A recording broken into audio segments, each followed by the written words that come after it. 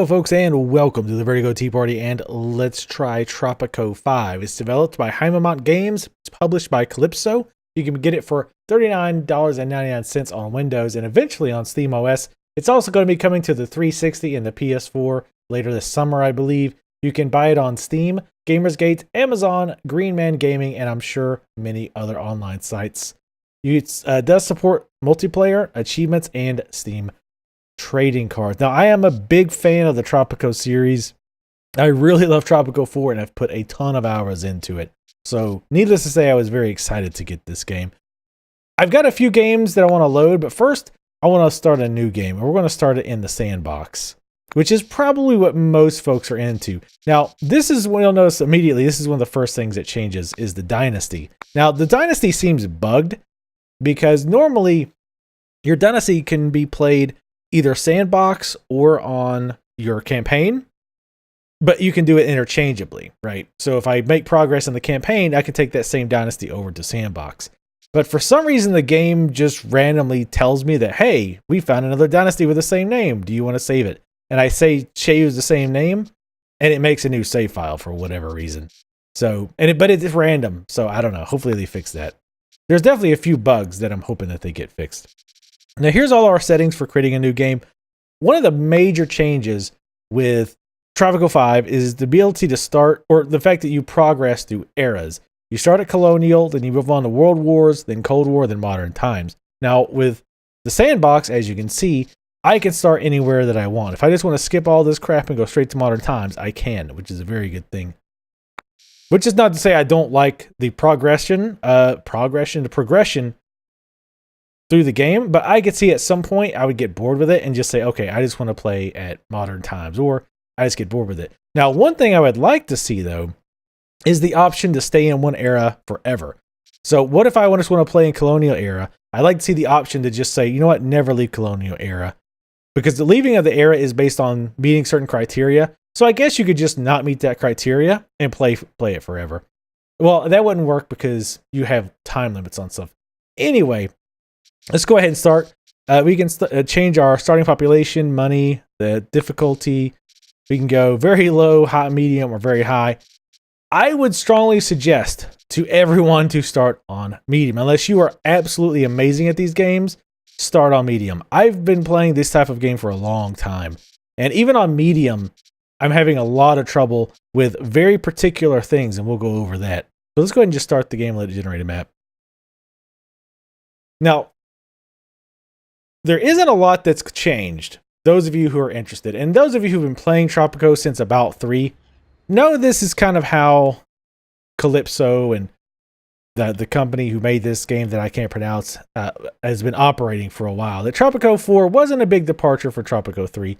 It's the same thing here. It's a very small increase. And I think even the company realizes that, and it shows that in their price. The price is, again, lower than normal. It was like, what did I say, $39.99 instead of like the full $50 or $60 game. So I think they understand that it's a small move up in the Tropico series. It's a more safe startup. Anyway, so what do you start with? You have your palace. If you lose the palace to, rebels or invaders or whatever, game over. You lose. Then it starts with a Teamster's office. Teamster's offices are very, very important. By the way, this is going to try to cover the game for those of you who have played before, but I also want to be able to cover the basics for those of you who have not played any Tropico game and are interested. I'm not going to go over every single building, but I want to give an overall rough feel for how the game works so that you can make a decision if you've never played the game before. If this is something you would like. So Teamster's office in a nutshell, what these guys do, their only job is to pick up items from buildings and take them either to the docks to be shipped out or to take them to another building. So for example, if I have a woodsman over here cutting trees, the Teamster will grab the harvested trees and take it to a lumber mill. And then once they're made into planks, the Teamster will take it to the dock. Construction office, very simple. They build the buildings that you build. And it starts you off with a ranch, a pig ranch, which grows food for you in the form of walking little pigs. You got a little few country houses here. And the dock, which is Super important because this is how you make money. This is how you make most of your money, at least starting off, is boot view trade. So the first thing I want to do, I've got the game paused. Let's look at the interface here. Here's our mini map. This shows you how much money you have, how many people you have, how happy the people are with you on an overall scale. Now this seems really bad, 15%. That's awful to start you off on. Colonial times is a little different because this is the approval you have from the revolutionists because you want to declare your independence from England, but you need at least 51% of your people's approval. So this doesn't mean everyone hates you. It just means that you've got a long way to go before you declare independence. This is only here for colonial times, this calendar. It indicates how long you have as the governor of this establishment. If you run out of time, then it's game over. However, you have a lot of chances to increase how long you have to be the governor so that you can build support and then eventually declare independence. So, first thing, let's get this dock. I want to get a road built. Just hit R and get a quick road built. I'm not going to go anything too in-depth here. I'm just going to kind of build stuff very quickly to get you an idea of how it starts, and then I'll jump into some games that I've already got loaded so you can see the more final product. Now, here's a quest. You get a lot of these quests. These are optional, most of these. Sometimes it won't let you click them unless the game's moving. License to trade. You can't trade unless you have a license. I found that early on that I'd rather just spend buy a cheap trade license.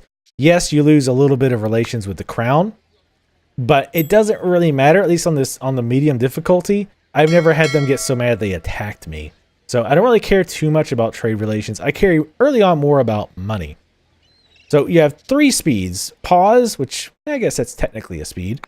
Regular speed, and then faster speed. I don't really know what the actual speed is.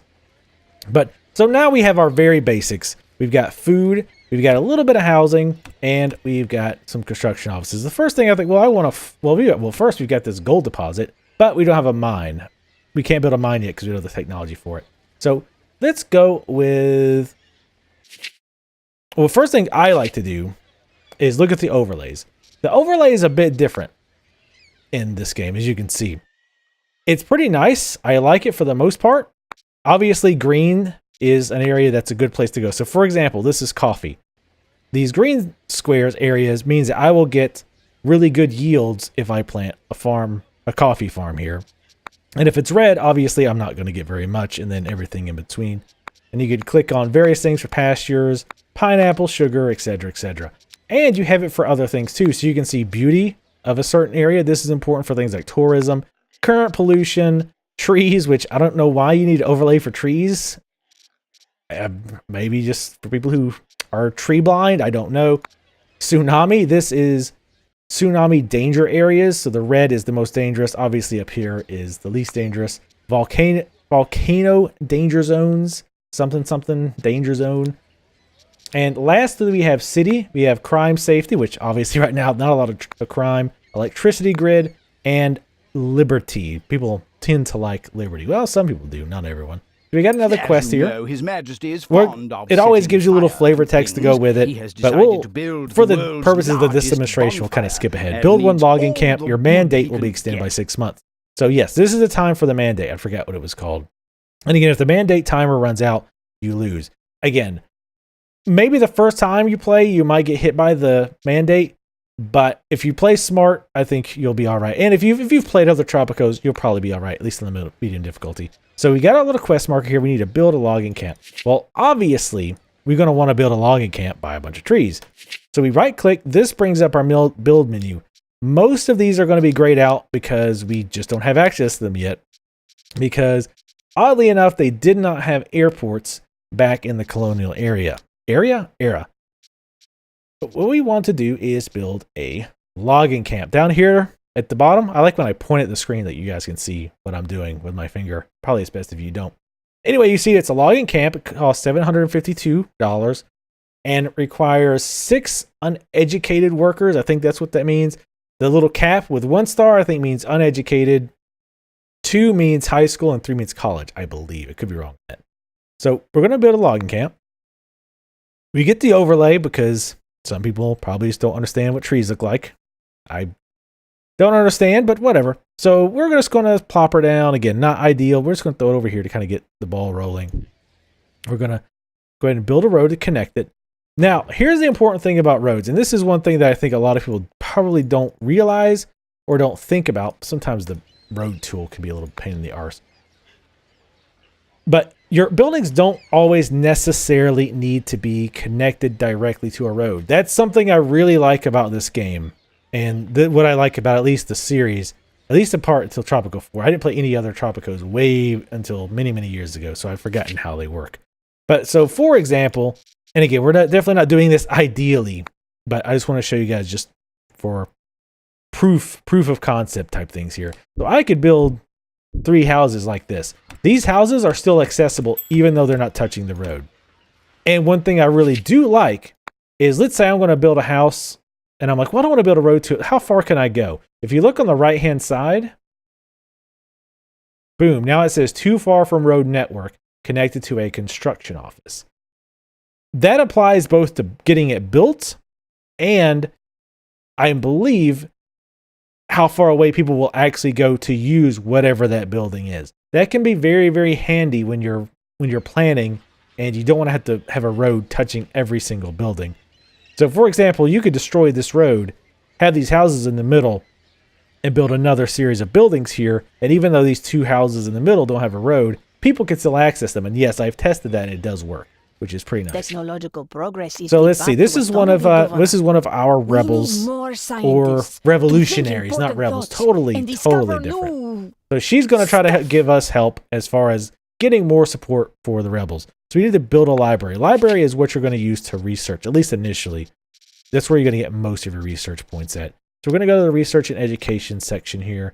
And again, we're just going to plop down a library. We're going to go ahead and throw it into fast speed. Now, I play the game mostly at this point in the fastest speed. His Royal Majesty has instructed now, me often when you present finish you a mini with quest, letter of you'll get commendation a reward, for your and you often get to achievements in pick the reward name you of the want. Empire. So here I can either get a treasure subsidy, which basically just gives me $5,000.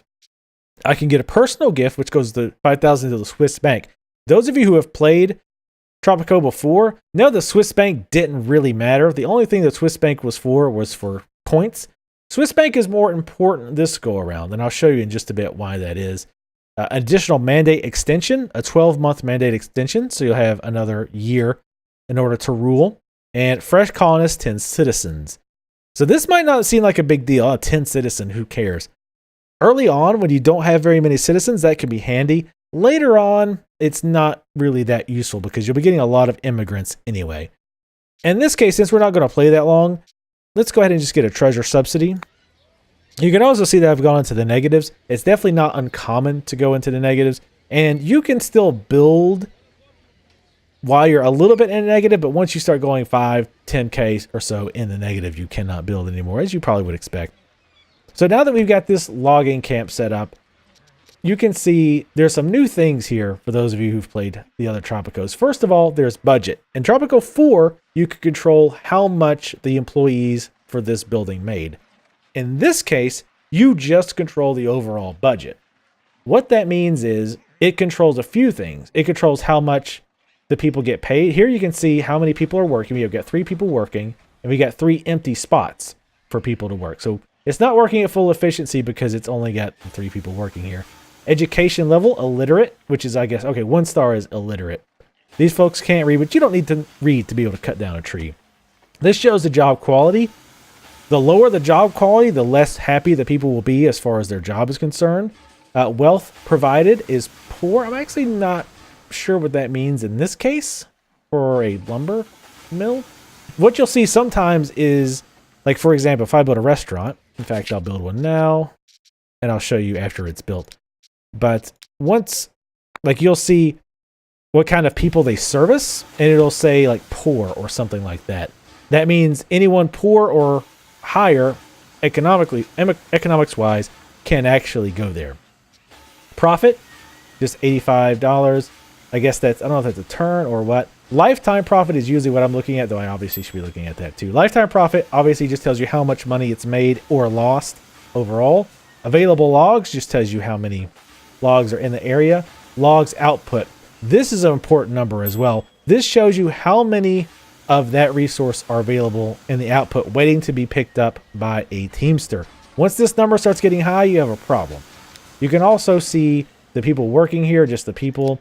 Logging camp, this is the overall effectiveness. Effectiveness is a nice, I like this as a good overall identifier of how well a building is doing. In Tropico 4, you just kind of had to guess based on where the building was, how many people were working it. This flat out just says it's pretty much at 67% efficiency.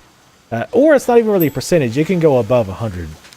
Now, there's also upgrades. Now, we can't use any of these because we're not in the appropriate eras, but these will do things like increase output. Some of them have trade-offs, so maybe they cut down, like this one. Where is this one? The logging camp plants new trees over time, but the building's budget is doubled. So, in other words, the budget is right here, remember? So we're spending, this shows you how much we're spending now on the left. It's $33. Well, now it's 40 because we have full people working here. If this is the max, so if every single employee slot is fit, then that number goes up. Lastly, you have the description that just gives you a general idea of what that building does. Now, on the budget, let's say I want to set it the highest. Now watch this. Okay, now wealth, oh, that's right, duh. Wealth provided is basically the economic level that the people who work here are living at. So if I pump this up all the way, well, now they're well off. This is useful for a few things. One, it increases their job quality. That makes them happier, and happy people tend to not rebel as much. Two, it means they can afford better things, better houses, better entertainment, which in turn will also make them more happy. Three, they will also be more efficient. Now, notice that if we had just had all 6 people working here, but the same default budget, I think we would be at like 100 effectiveness. Not bad. But because we're paying them more, they're also being more effective at their job. So you have to weigh, okay, is it worth it to pay more? You get a lot of benefits, but when you start getting a lot of buildings, the maintenance can go pretty high. So let's click on manager. Manager is also something new, where there's certain people in your civilization that have certain skills. So for me, we have a celebrity, we have a magnate, I don't know how to pronounce that properly, and a union leader. Union leader, work job quality increased by 10. So yeah, let's hire them and make them our manager. So now the job quality is even better. So we went just from getting a manager and from increasing their pay. We went from like what, 45-ish job quality to 76. Definitely not bad. They are enjoying cutting down trees. So you see we have more exclamations here. In other buildings like this, you can see the wealth provided, but there's other things you can see too. You can see the revenue, where you're getting the revenue from, which can be important. The overall service quality. This is how basically happy people are going to be with the service. Where again, if I increase the budget, I now have automatically increased the service quality, making people happier with entertainment. The wealth required is poor. That means anyone, again, poor or higher can join. So if it said well off, no one who was poor could come in here, right? So 36, again, I think this is 36 a year. I think that's per year. And then lifetime profit is, well, obviously the lifetime profit for this building. Now, there's a lot of things you need to worry about with your people. Let's click on them first. This is your almanac. This shows all the important stuff. And I'm going to try to blow through this because I don't really want to drone on. This isn't really a tutorial video, even though I've kind of been doing it that way to this point. So I'm going to kind of blow through this quickly. I want to show you just the basics. And more importantly, those of you who are like me and love this genre know how very important information can be and how important it needs to be to get to the information quickly, especially because it's something we have to check often. So obviously, balance is going to be one of the main things you're going to be looking at. It shows our revenue broken up into export, tourism, domestic, foreign aid, and other. And you have your expenses, building budgets, import, etc., etc. So if I click on export, I can see how much of each thing I'm shipping and how much money I'm making. And if we click deeper, it actually shows us what's producing what. So if we had multiple things, for example, if we had a pig farm and if we had a cow farm, we could click on meat and it would show us which one's producing the most meat. Logs, same thing. We can see our overall production, etc. Tourism, same kind of a thing. Domestic, etc., etc. So I really like the ease of navigating within here. I'm just using the mouse, and if I click on something, I can easily right click right back out. And here's another thing that's really awesome. So let's say money's tight and you really need to cut back the budget on buildings. You can go in here, click at infrastructure, say the Teamsters office. Yeah, we really need to cut those guys down, so we're going to have to drop them all down to this. Now, I think that actually might only drop that one Teamsters office. What you can do is hold control.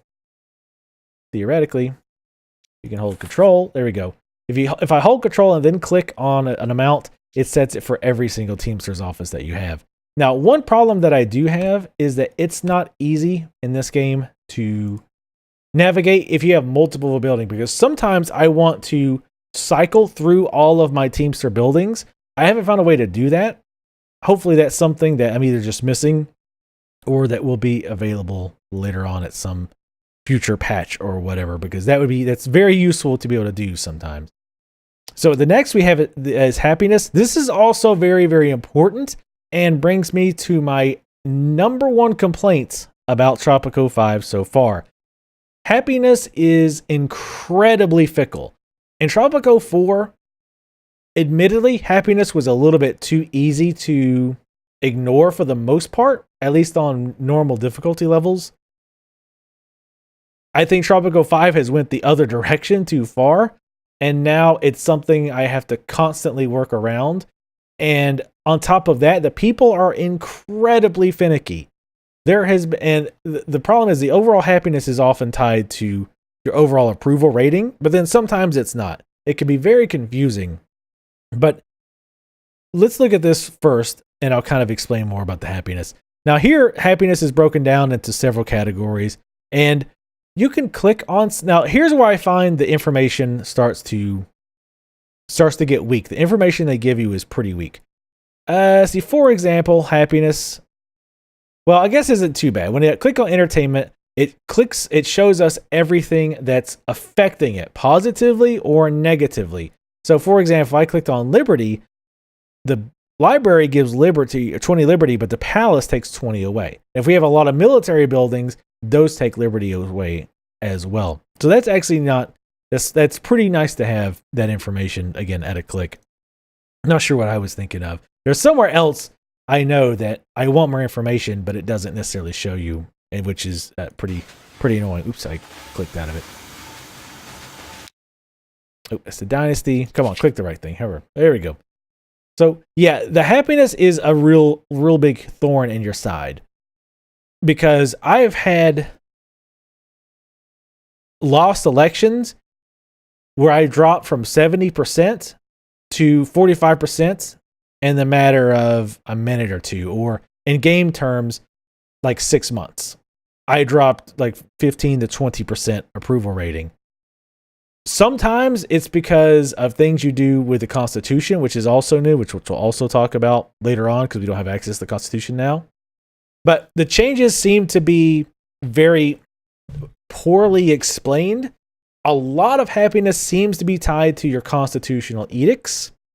And I'll kind of cut this short because I want to wait until we talked about Constitution. But suffice it to say for now, happiness, I feel, is very inconsistent and way too prone to jump up and jump down very, very quickly. And this causes serious problems when you have elections and you can be voted out very easily. So this is population. This just shows you general population. This is another thing that I look at a lot, which is super helpful. The unemployed, the open jobs, and the homeless. Now, Tropico has the same problem that Tropico 4 does, or Tropico 5 has the same problem Tropico 5 does, or 4 does. My God. Housing is a royal pain in the ass, and it's super expensive and almost impossible to keep on top of because you're constantly building new houses, but there's always a huge flux of people moving in. And it seems like you're just building houses to the point that now all of your house maintenance is eating up in your inventory, your all of your money basically, and making you poor. So Tropico 4 had the same problem.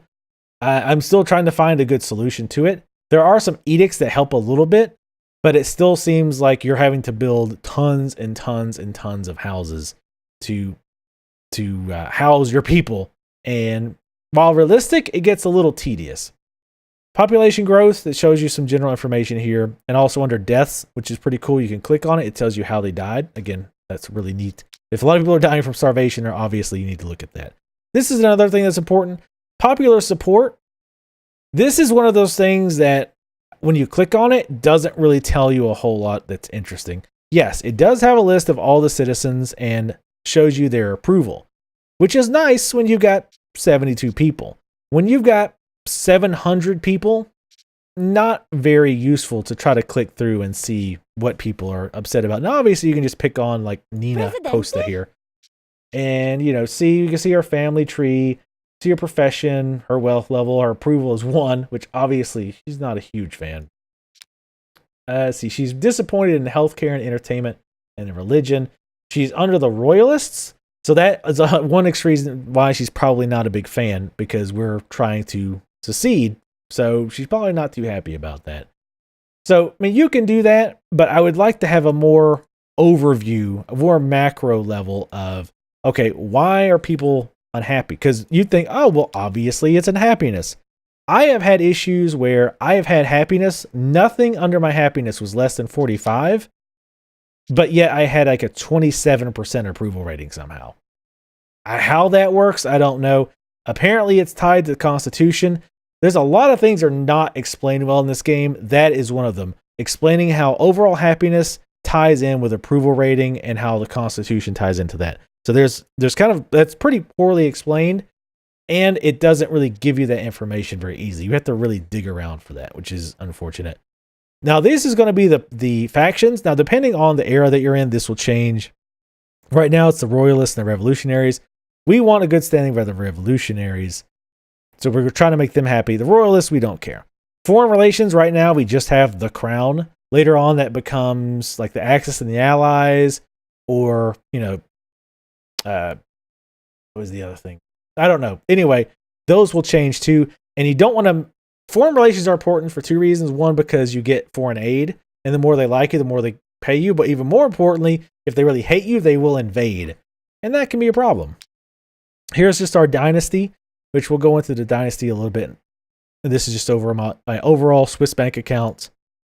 And this just shows you how many buildings you have, which I don't really use that a lot. Well, actually, I guess this would probably be, remember I was talking about before how I didn't have an easy way to cycle through various buildings. This would actually work. Not ideal. What I would prefer is if I click on, let's say, this house, I want to click on the name and have it cycle through the different country houses. Again, minor complaint, but I would still like that to be there. All right, let's talk quickly about the dynasty.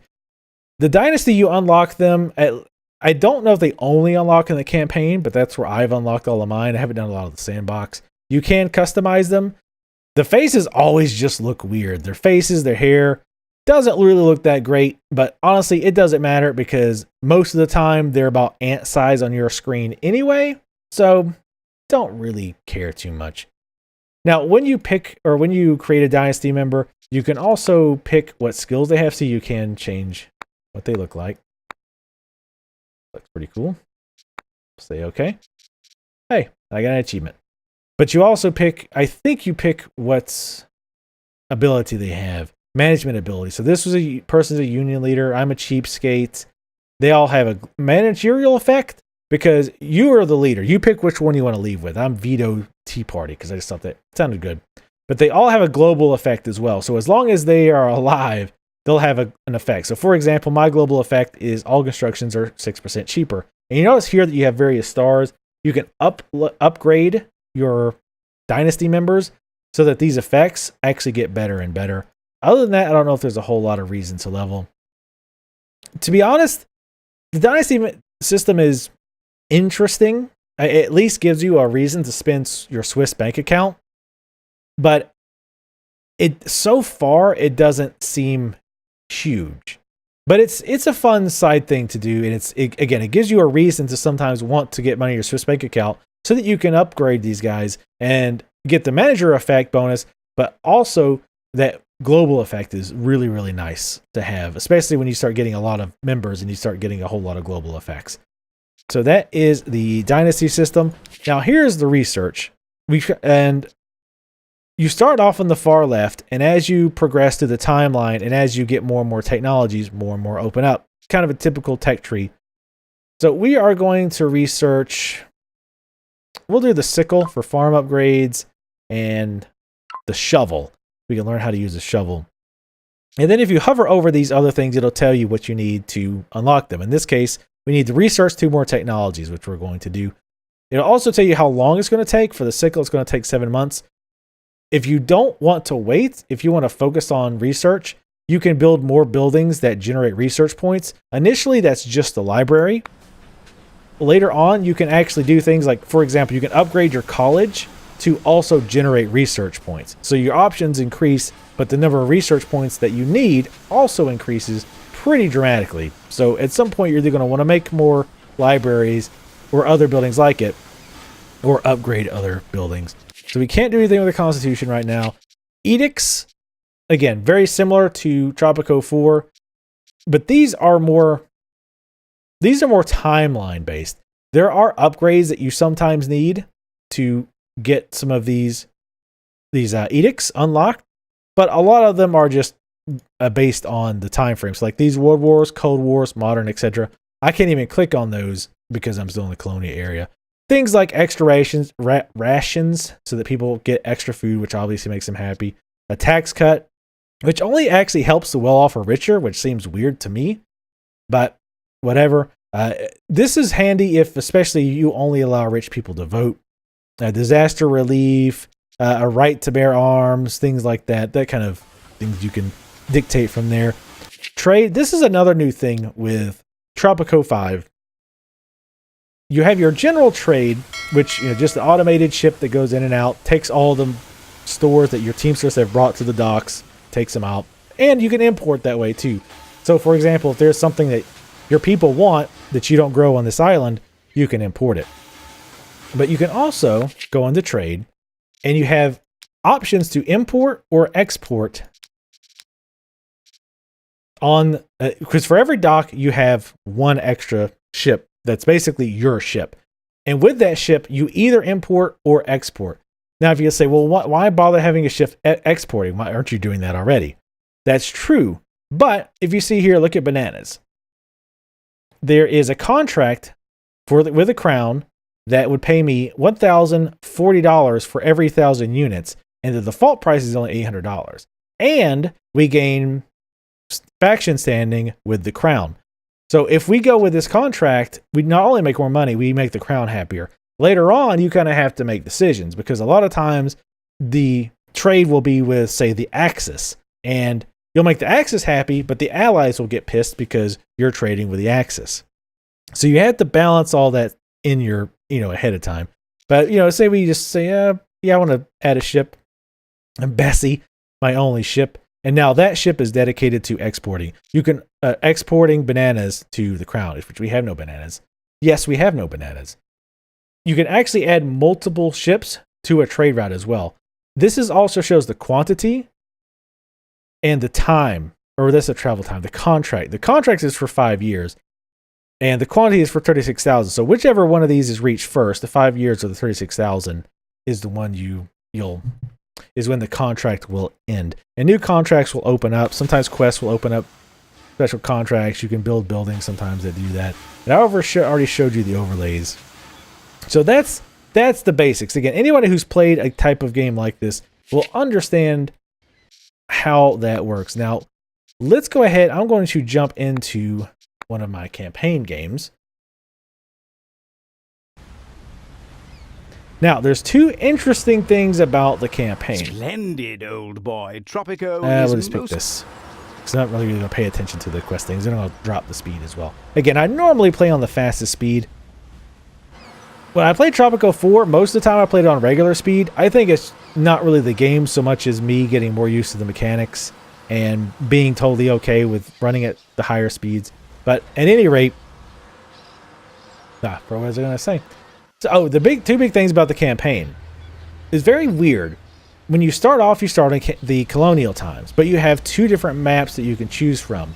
When you pick one, you'll do that quest objectives on that map. So for example, the quest objective for the first one might be to, I don't know. In this case, for example, it's export 20,000 uranium. So I've picked this map for that.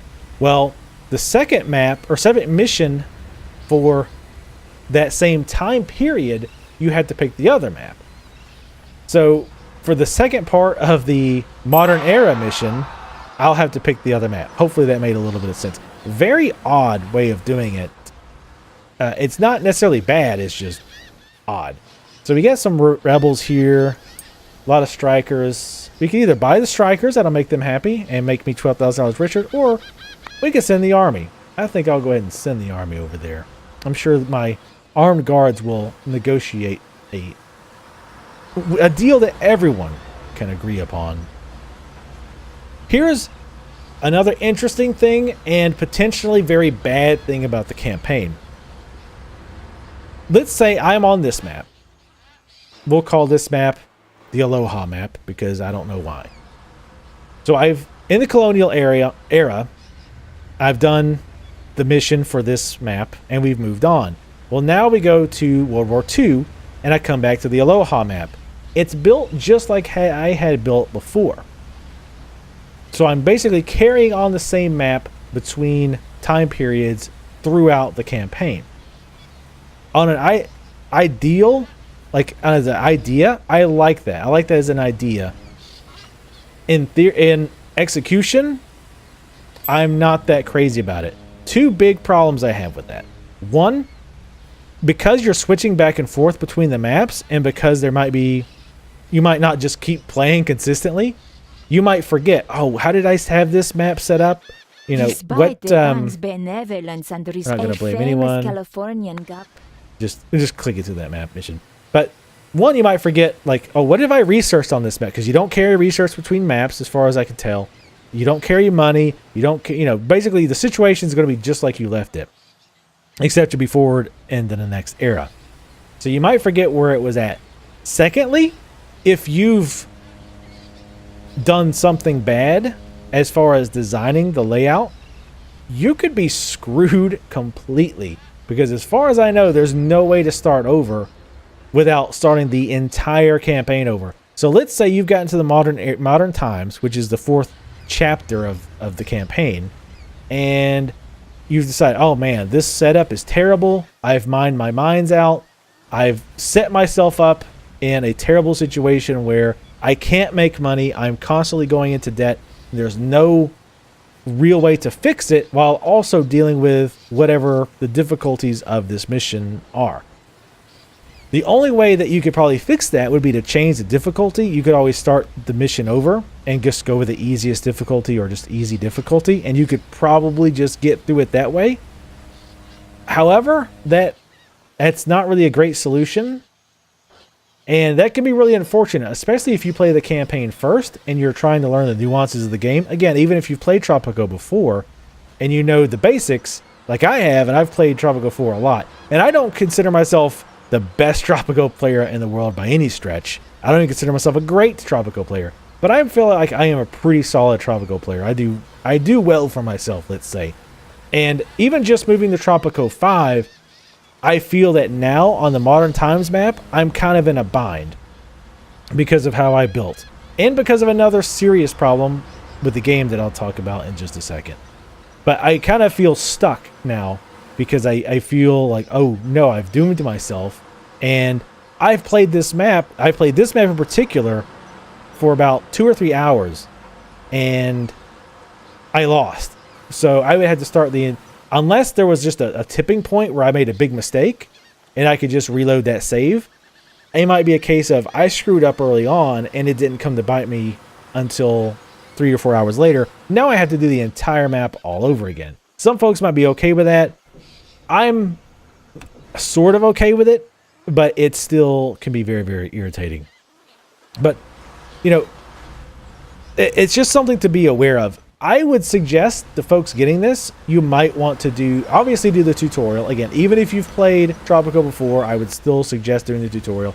I would also suggest doing the sandbox, like all the way from Colonial to the end, just so that you understand the technologies and like the managers and how all that works, so that you can plan ahead and not screw yourself like I think I might have done on this map, or on this campaign rather. So just kind of a heads up on that. Other than that though, the campaign's been pretty interesting. It's, you know, it's a city builder campaign. I don't really know how off the wall or interesting it could be. I mean, it's been fun. It's definitely been challenging. Now, one problem I didn't find out about until lately was I noticed that I had a lot of revenue, or I had, you know, lots of money at one point being expected to be shipped out. Here you can see I've got 17,000 expected revenue for shipping out. Expected revenue is 1,000 over here from this other dock. So I was used to seeing like 30, 40,000. Over time, I noticed that was dropping and dropping and dropping. At first, I was thinking, okay, it's got to be traffic, because I saw a lot of cars on the road. Nowhere near as, like, this was nothing compared to what I was seeing. I was like, okay, it's going to be traffic. So I did everything I could to lower traffic there, and we'll talk about traffic too. And this is going to be a long video if you haven't realized, because I feel like there's a lot to cover, and because I feel like I'm pretty intimately familiar with Tropico, and I want to kind of cover all the basics. So I do apologize if this is longer than you anticipated, but trying to be relatively thorough here. Anyway, so traffic is something we'll talk about, but I fixed traffic the ways I could. There's metro stations. Before, and remember the Tropico 4, those of you who've played, there was garages. Many of you probably already know garages and traffic in Tropico 4 were a nightmare. You could have 3 or 4 garages in one area, and it would still say later on, you need more garages because of traffic. And it was just very, very poorly implemented once you got a lot of people in an area. So they've tried to fix that a bit. They've given us garages, and I'm not 100% sure how garages work, or parking lots, sorry. Increases the number of people who use cars and the job quality of all workplaces in the area based on effectiveness. Well, I don't really know how much that helps. I mean, more people on the road makes more traffic. But we also have this that you get in the modern era, the metro station. Now, the metro station allows citizens to quickly travel around the city without using cars. Improves housing quality, blah, blah, blah. Now, the thing is, I don't know if things like Teamsters, if they use the metro station. So if a Teamster goes over here to pick up some pig meat, does he use the metro station to take it back to the dock? I don't think so, but it's hard to tell, and I've tried to catch a Teamster doing that just to find out, because you can, let's say, where is the Teamster office? And click on a person. How can I help? And then you can see them. Now, he's walking. Why? I don't know. And this could be a problem too if you've got people walking everywhere instead of just using the metro or driving. Traffic is bad. Having your people walk everywhere is even worse, because needless to say, look, this is going to take a very long time for him to get to where he needs to go. Because what I started to see was I would click on these buildings, and of course it's not going to be now because we're talking about it. These were bad before. See, look at this. We got logs output, 1,000 logs ready to go. 800, 1,000, no, 1,300 ready to go. That is way too much. That's a bunch of money sitting here that's not being taken out by the Teamsters. And that happens in all kinds of places. Bananas, 326. Okay, that's not bad. Doing pretty good over here. But I ended up building several, and it's hard for me to tell one building from another sometimes. But I've built a lot of Teamsters buildings, and it didn't seem to be helping, so I was a little confused. Well, come to find out, there is a bug where Teamsters will sometimes get stuck in the dock, and they will never get out until you destroy the dock and rebuild it.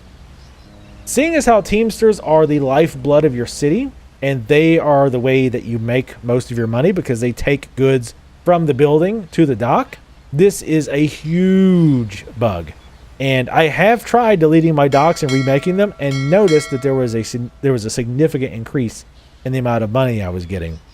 So the problem with that is because that you're stopping the lifeblood, you might not notice it until your money starts dropping and dropping and dropping. Well, if you destroy the dock, you might not have enough money to make a new dock. So now you're in the negative and you can't build anything and you're pretty much screwed unless you can get a large surge of money, just enough to make that dock that you rebuilt. Because even if you have multiple docks, this dock probably has stuck workers too, because you probably built them around the same time, or maybe not. So that's a huge problem that I hope they fix very, very soon, because that is frankly game breaking. So I hope that's something that they get resolved. But see, now you're starting to see some nasty traffic here, and I don't know how much traffic affects people's. I don't think it affects normal people doing their job. For example, I don't think it affects like doctors. I think once a doctor works at a clinic, of course, or a hospital, like now, I don't think they actually need to be at the hospital to be doing their job. I don't believe.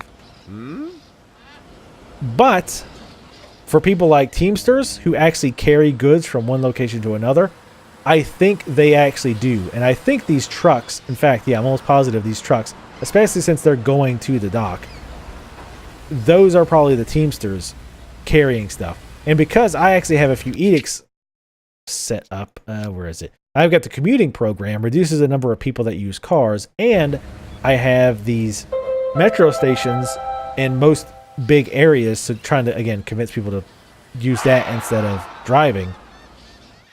Then that helps with the traffic situation, but I feel like we're right back to where we started, because, again, my number one issue with Tropico 4 was the poor way the traffic was handled. And I feel like it's a little better, but it's still a serious problem. But to be honest, it's hard to tell right now with this bug with the Teamsters getting stuck. I don't know if my output problem is a Teamster problem or if it's a bug problem. So again, that's something that's keep in mind, and again, that's something hopefully that they fix. Over here, you can see our housing settlements. We got a bunch of crappy tenements. We got a bunch of apartments. We got all these houses, and we have some random houses all over. I mean, we got 1,024 people. We have 242 people that are homeless. So about a fifth of our population is homeless. So this is where you kind of see where it feels like, oh man, I just have to build rows upon rows upon rows of housing. And even then, people might not move in. And I'm hoping the metro fixes that because it's too far away, right? So if they work, say, at the mines, they're like, well, I don't want to work or live way over here, even though it's not really that far away because of traffic. So I'm just going to build a shack, right over here, just like these guys have done.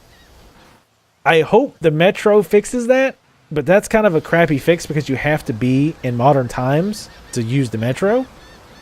So I still feel kind of like that's going to be a problem. Now, usually what I will do, at least in Tropico 4, was I like building giant population centers, and I would surround that with things that they needed. So, for example, put the church, the hospital, the clinics, the taverns, the entertainment buildings. I would basically have like a layer of residential, and then put in the middle, again, the hospitals and the entertainment and all that, the metros in the middle, and then another thing of housing, and then the stuff that makes them happy, blah, blah, blah.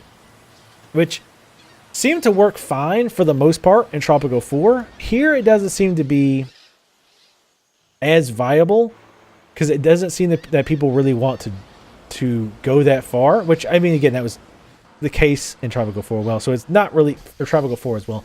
I'm not really explaining that this well, but the long and short of it is it seems like they're pushing you more towards having small neighborhoods. So I've got a few, for example, I've got a few workplaces over here.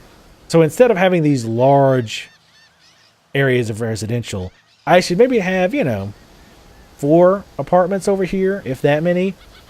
But the problem is now it's like, well, now I need a church over here. I need a clinic over here. I need entertainment over here because people are too lazy to drive to the center of town for it. So right now I'm kind of still in the experimental phases of finding out how far people will go. I usually, again, like to put everything close to them and make the only thing that could possibly be far away is work. But I don't really know how well that's working. Even with a few hours under my belt, it's kind of hard to measure. But yeah, there is tourism as well. Tourism seems to be a little better. A lot of people hated tourism not hated, but they didn't like tourism in Tropico 4 because they felt it didn't make enough money. I thought it made pretty good money once you got it going. Now, there were serious problems with it where you would build things that people just would not use, like a water park. There were several other things in Tropico 4 that like nobody would use, like ever. Like almost, you might see a person use it once in a while. That so far that hasn't been the case here, because you can see, you know, it has visitors 120. The circus is full up. Pretty much everything I've made entertainment wise has had people in it, and often it's been maxed out with people in it. So yeah, that's pretty cool. I haven't built everything, but so far, like I say, it's most things have been jam packed, which is good, because I think that was probably why people didn't like the Tropico 4 tourism, because a lot of the tourism / high class entertainment buildings would almost never get used. No matter what upgrade you did, no matter, you know, what you did, nobody would ever use them, which was always thought was very, very weird. But yeah, this campaign it starts off relatively easy, but it gets really rough because of the happiness. So that leads me to the Constitution. Let's talk about the Constitution. Here is where you can make some overall rules about how your colony is going to be governed. So for example, let's talk about voting rights. And again, this is also the Constitution type stuff is gated by the era that you're in. So right now, let's say voting rights. Let's click on that. What are our options? Only males can vote, only wealthy citizens can vote, and all citizens can vote. And it will give you a rough description of what bonuses and minuses you will get if you chose this. So for example, effect: fewer voters, which could be good or bad, and based on chauvinistic gender discrimination. Now, you know, obviously we're talking in just game terms. I don't know if that's good or bad in just game terms. It's very vague. And honestly, this is probably a bad choice, because voting rights is probably the worst about being very vague and not telling you what it does. Voting rights for wealthy people, fewer voters, based on reactionary wealth discrimination. Now, a lot of times I think it's actually probably this is the way to go, the wealthy citizens vote, because it's pretty easy to make them happy, especially if you have a lot of money, because if you have them happy, you can issue the tax break edicts, which affects wealthy citizens the most, or actually it's the only ones they affect. So it makes them happier, so they'll vote for you, which is good. And then all citizens vote. But then let's look at something like this. Oh, this is going to bring up one of my huge rants too. Let's look at religion and state. You have three options: a theocracy, a secular state, and an atheist state. For theocracy, religious buildings lower crime in their vicinity. Okay, that's pretty cool. Secular state, effect, increase liberty, happiness. So this is an overall liberty, happiness increaser. Atheist state, research is faster by 10% and less religious citizens appear in Tropico. You'll notice I have an atheist state. I have been an atheist state since I very first started this game. So you would think, especially over time, I should have very few religious people in Tropico. Let's go to the factions, shall we? 467 voters are religious. Almost half of my population is religious in an atheist state. And they will still complain just as loud if you don't meet their religious needs. Like, this is one of those logical things that just like blows me away. It's like, wait a minute. I'm not saying we shouldn't have to deal with them at all, but the fact that they're just as prominent now as they probably would be normally is insane. Almost half of my population being religious when I've been running as a religious or an atheist state for in-game decades or hundreds of years is asinine. It doesn't seem, which granted I haven't played a non-atheist state, I don't think, so it's hard to compare, but half is still ridiculous. That's way too high of a number for being, again, an atheist state. But you can see the other factions here: militarists, communists, capitalists, etc. Now, when I hover over these, you'll see the pluses and minuses for these, and you'll see that they're all almost all Constitution principles. It doesn't tell you in the Constitution when you're picking something who it's going to piss off and who it's going to make happy. And it seems to be a really big deal because, like I said before, not so much here because a lot of this time we've also not been helping, but overall happiness is 53. My approval rating is 29%. So then you're like, well, okay, then wait, why? What's wrong? What's wrong, apparently, is the factions being angry. So even though these individual people under the industrialists might be happy with me, the overall faction is really pissed at me because of all these constitutions that I have, constitution principles that I have. So they're very displeased with me enough to not vote for me. That's a problem because it feels like, well, now I have to play the game where I just pick constitutional things that make these certain factions happy, right? So if I want to say run a total dictatorship, I really can't because, well, it's not really true. If I want voting at all, I can't because people will vote me out because I will piss off too many factions by doing that and I will lose the voting, right?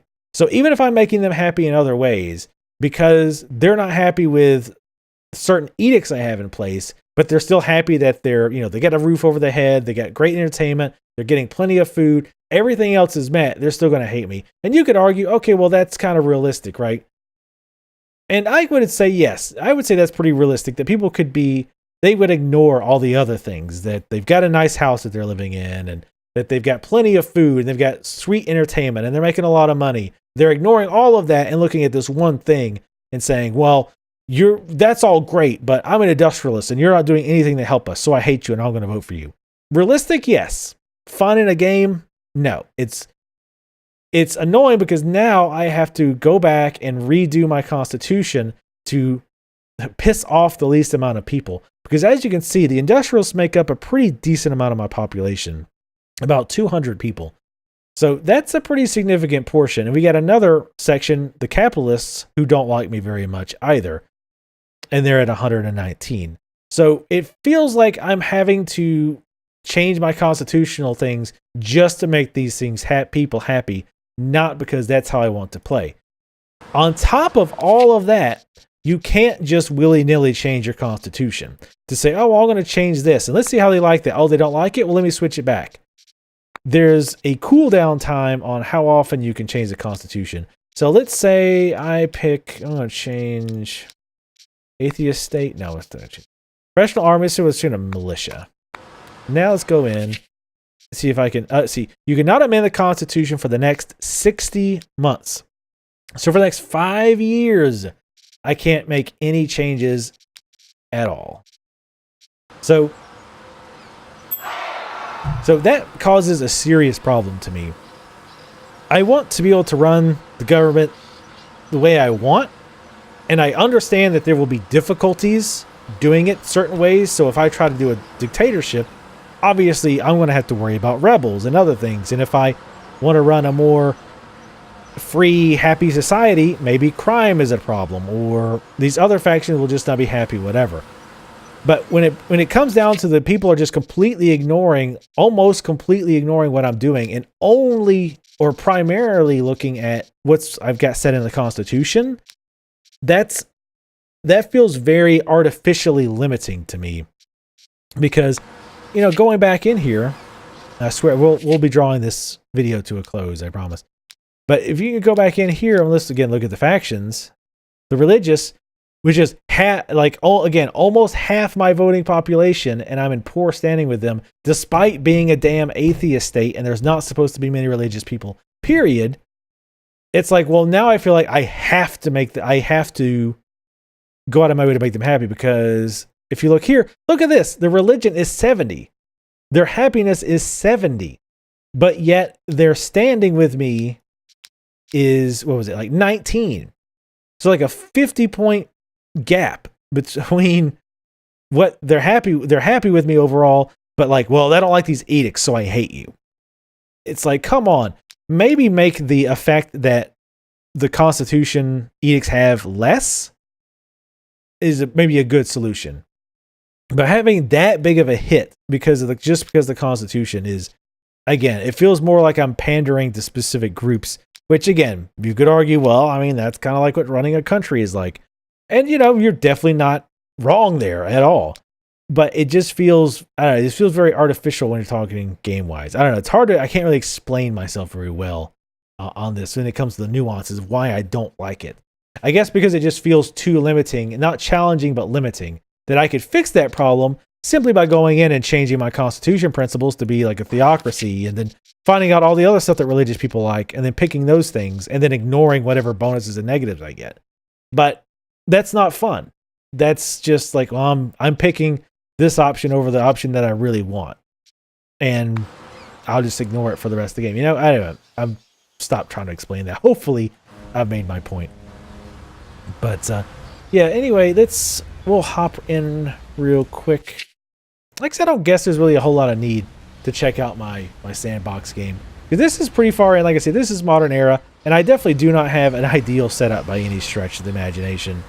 But I mean, this is roughly, you know, what you're going to start looking at as you build out. This is my tourism area. I always like to have tourists separate, which I don't know why, because they end up coming down here for We are as small entertainment anyway. But yeah, this is just kind of a separate area. There used to be a mine here, so yeah, that's kind of a problem. But anyway, yeah, for the most part, I've enjoyed it. I've been enjoying my time with it. It does feel like a small iterative jump. Oh, and the music. You've probably noticed the music is gone. Well, I turned it off because I would almost certainly get content ID strikes. But I will say that it's definitely not as catchy as it was in Tropico 4. It's not bad. I usually still leave it on. But it misses. I mean, anybody who's played Tropico 4 at any amount of time know exactly what I'm talking about. That music gets stuck in your head. And when you hear it, you immediately want to play Tropico. So I used to mess with a friend of mine all the time and link him like a random track from the game, and then within 10 minutes I see such and such has started playing Tropico 4. So you know exactly what I mean if you played this type of game before. And again, it's not bad, it's just not as catchy as the music that was in here before. Graphically, I gotta say, when I saw videos, I was like, man, this game looks way worse than Tropico 4. Now that I've played it, it looks about the same to me, I think. I probably should load up Tropico 4 again and check, but it looks pretty much the same. I would like to see it go the way of Anno, as far as how gorgeous Anno looks. But, you know, whatever. It's running well. I'm getting like 80 to 100 frames a second right now, even while recording and running everything on max. So, can't complain about that at all. But yeah, overall I enjoy it. If you like this type of game, and you've never played a Tropico before, I would say without question pick it up for 40 bucks. I think you'll probably get a lot of hours of entertainment. And I'm hoping some things, especially like the dock bug, is fixed. And I'm hoping there'll be some alterations to the happiness, because I've heard quite a few people, complaining about the happiness, how fickle it is. So hopefully they tweak that a bit. I do agree that in Tropico 4, it was a little bit too easy to manipulate votes. So like if the vote was coming up and you didn't have enough votes, it was like, oh, I'll just issue these 3 or 4 edicts and cheat the vote and I'll win. That definitely is not the case, but it seems like they've went in completely the opposite direction, and now the most crippling thing is not rebels, it's not going bankrupt, it's not being invaded by a foreign power, it's losing because of people just becoming unhappy and not voting for me because of things that are in the Constitution or what have you. So I think they went a little bit too far in the other direction. It feels like now it's something I used to never really worry about at all. Now it's something that I think about constantly and is very distracting. It's something I think that should be important, that you can't ignore. You shouldn't be able to ignore your people's happiness, at least without a good military, which, again, that's a strategy of itself. And that's been my most successful strategy, is to have a strong military and deny votes. But the problem is, if your military people get pissed off, then they do a coup, and I can tell you that is not pretty, even in the slightest. But here's another thing. Military loyalty, 40% low. Why? Why is it low? The only thing I can think of, maybe, is that it would be tied to... Let's go in here. This video is going to be way longer than I intended. I apologize to anyone who's actually been able to stick with it this entire time. But where's the militarists? They're 51. They're indifferent. They're like, okay, whatever. But yet, get this, like, the militarists don't like that I have a professional army constitution principle deactivated. Oh, it's deactivated. Okay, never mind. I'm an idiot. But yeah, like, why are you really that angry about that? And security surveillance is deactivated. Really? You're angry because that's not on? Like, give me a break. Like, I could see thinking it should be, but being angry about it, whatever. But I'm 51 there, but then my loyalty, my army loyalty, is 41. That seems like, again, that's, but why? It doesn't tell you. You think, okay, we'll pay. Well, my pay at all of my army things is maxed everywhere. So, and their job security, well, let's see, job quality 96, job quality 86. That's all really high. Let's get rid of these strikers. So why is my army unhappiness low? Beats me. I have no idea why it's so low. So it's, again, one of those things that's not explained well that can lose you the game, because I've lost a few games where the military just got so pissed off, they did a coup and then they killed me. So I don't know. It's a little confusing. But yeah, again, if you haven't played any of these Tropico games, but you like city builder games like Children of the Nile, Sim City, Caesar, those types of games, absolutely without question, I would say to pick this game up. I think it's got enough that's different to make it worthwhile picking up over Tropico 4 if you've never played a Tropico before. If you've played Tropico 4 and you're wondering about buying Tropico 5, should you buy it? It's hard to say yes to that because it is $40. Yes, it's not the same as a full price game. And yes, there are some neat additions like the eras, being able to set managers, the dynasty, and there are some other small improvements, but a lot of the same problems exist. Like roads are still wonky as hell. You know what I mean if you played Tropico 4. The roads are still really wonky to build. Little things that they haven't fixed. But at any rate, yeah, I don't know. It's hard to say. At $40, let me say this. At $40, it's hard for me to say, yes, definitely buy it. At around 20 to 25, I can say yes. At least playing it, even for just for the campaign, I would say it's worth it. If you're a hardcore Tropico person like I am, then I would say just get it. And in fact, if you're a hardcore Tropico person, you've probably already bought it, so you're probably not even watching this. But if you just like the series, but you're like, yeah, you know, I'm kind of waiting to see how it is, maybe wait till it goes on sale.